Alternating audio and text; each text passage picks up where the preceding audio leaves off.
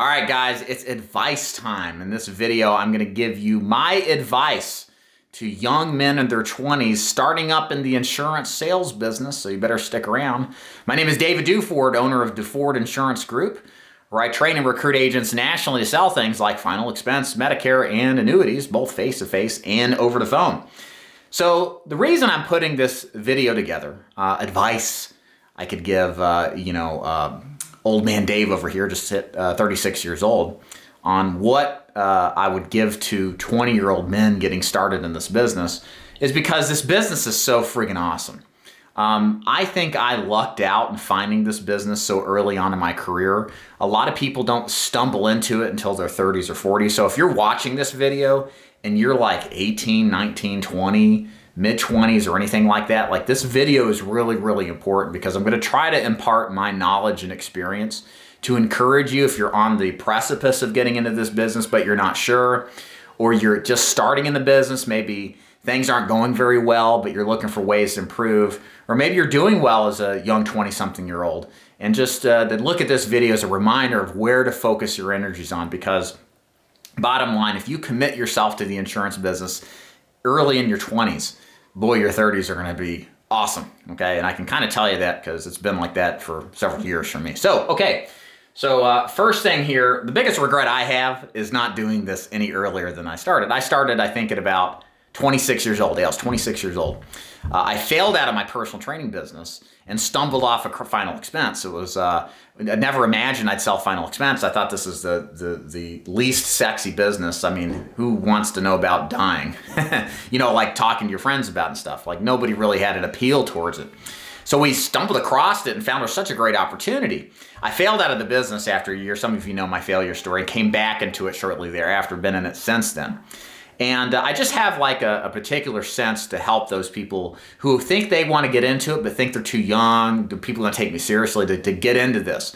And again, for number one thing I'll tell you is, if you're young, get into this business. Every old person I've talked to, my age and older, all wishes they would have started a lot earlier because they just didn't know how much money was in this business, how much opportunity was in it, and the kind of not only just money, but the freedom and the opportunity that comes from it to run your life the way you want to and have control, as opposed to being in control or being controlled by your employer, working for the man and that kind of thing.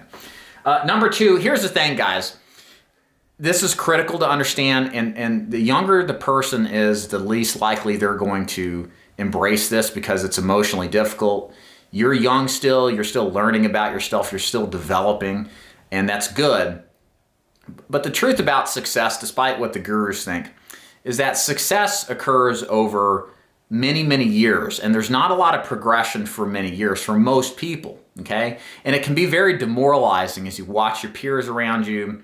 Maybe they graduated from college, maybe they're working for a bank, maybe they're working in, business-to-business sales, or making six figures, they're driving nice cars, and it can be demoralizing that you're not getting ahead as far as they are.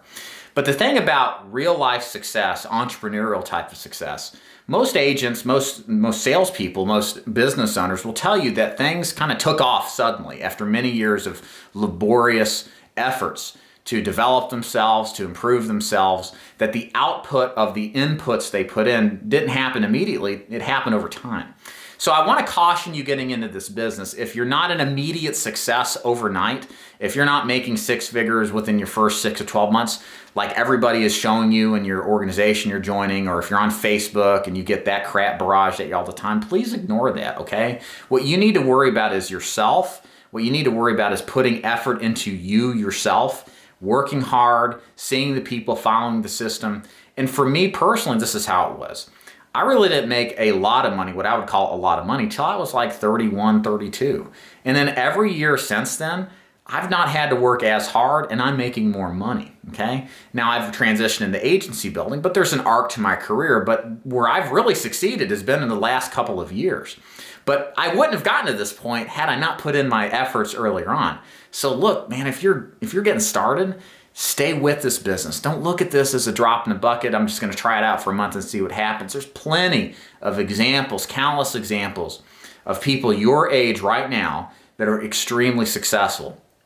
It's because they put their effort in, they worked hard, they stuck with it, and they had faith in the process of getting better over time, okay? And the thing is that over time, what's great is now I'm in my mid-30s and I make more money than my peers do. And I don't say that from a bragging sense, but I spent my 20s running a personal training business, making mediocre income, final expense for a couple years, failing out, coming back into it. And I saw people I went to college with that were killing it, that were doing it. It's very demoralizing, okay? So I've been there. So I'm not bragging or anything, but I'm saying that this is the arc of success for people who do well in life, is they lay groundwork for many years before it explodes. And everybody's like, wow, he got successful and stuff. It's like, no, man, that's not how it works. It took me time and energy that you didn't see me doing behind the scenes, thinking I was crazy or something. And now what I'm experiencing is the fruits of my labor, much like a farmer who tends to his crop and then has the bumper year.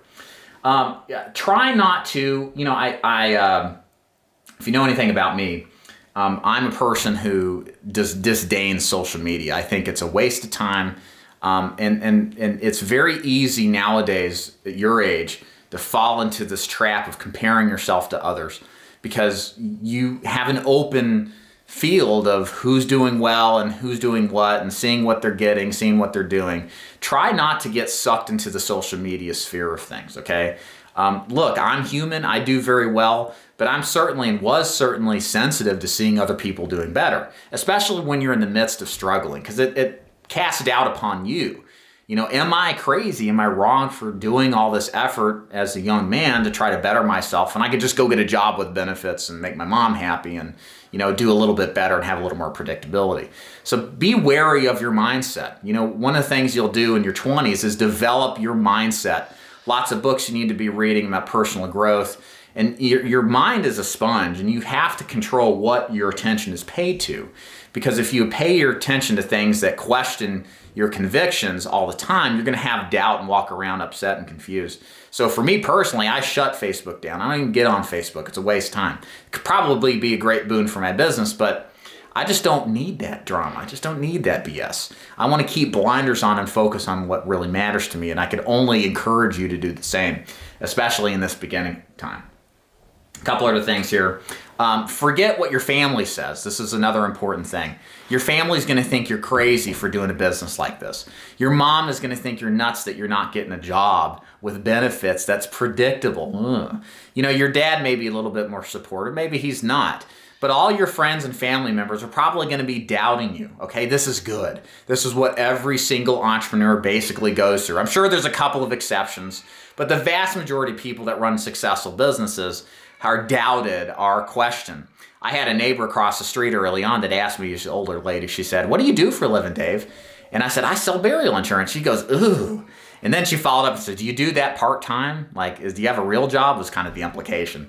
So I'd gotten that off and on throughout my career, and people thought I was crazy, that I had this capability that I could do well, but I chose this weird path that didn't have a predictable kind of stair step to life. So, look, you love your family. You always want to love your family, but you have to have the conviction to go your own way, to stand as a man on your own, and not let these other people, even your dearest and loved ones, tell you how they think you should run your life. If you have passion and conviction for something as crazy as burial insurance, that's where you're going to be, or wherever your insurance business is. Focus on it maniacally. Set aside the naysayers, and don't dismiss family. Don't get me wrong. I'm not saying that. But you know where you stand. Follow your path as you see it fit. Couple other things. Keep your nose clean. Stay out of trouble. Don't do anything stupid. You will see success. The best advice I could give you is, as you make money and do well, still live like you aren't. This is a very good principle to practice. There's a lot of people who do really well in this business that never understood there's a difference between making money and then keeping it. I've seen personal examples of people in my family that were excellent at making money, but they blew it all because of shitty divorces, not thought out purchases, and just flagrant spending. Don't fall into that trap. You will get stuck, and it will throw off your performance mindset. Think of all the NBA players and the sports athletes that get involved with crazy stuff because they run into all this money they never had, because they don't have anybody around them kind of helping them focus on what matters. and they end up broke after they're out of, the professional sports. That's an extreme example. You get what I'm saying. You got to understand the difference between making and keeping money. And the best thing I could teach is just imagine if it wasn't there. Run your life the same as you ever would. And in a performance-based economic business model like what we're doing, it's 100% commission. The more money you have on hand, the easier it's going to be when you go through tough times, okay? Don't be like the guys out there spending all their money on the crap, the cars, the trips, the vacations. It's all BS anyway. It's just stuff. Okay, what matters is you and making yourself better, achieving more goals, growing personally. That's really what matters, not all the stuff money buys. But it does matter when you don't have the money and you can't make your next month's rent because you stupidly spent it all. So stay out of trouble. And that kind of leads me to the last point. Don't buy stupid shit. You get the idea. So that's my advice. If you're a young dude in your 20s, you want to get in this business, absolutely do. It's rock solid. It's open. You got to take advantage of this. I'm telling you, this is the best decision I ever stumbled into and ever figured out. And I just wish I started it earlier. And I wish I would have thought about a few of these things earlier on in my career and staying focused, keeping at it. I did really good always at that. But I think for you guys out there, following these rules will make a big difference in your long-term success, because what ultimately is going to happen is that your 20s are going to be laying the groundwork for an amazing late 20s, 30s, 40s, really the rest of your career if you do what I'm describing. And stay focused, put out the naysayers, and think about your goals and what you want to accomplish in your life. So I hope this gives you a little inspiration. If you'd like to learn more about how I help agents do that, you can go to my website, daviddufour.com, and you can click the links above and below to learn more about my agency. If you got any comments, thoughts, questions, concerns, leave them below, and subscribe if you haven't already. And guys, thanks for watching. We'll see you next time. Bye.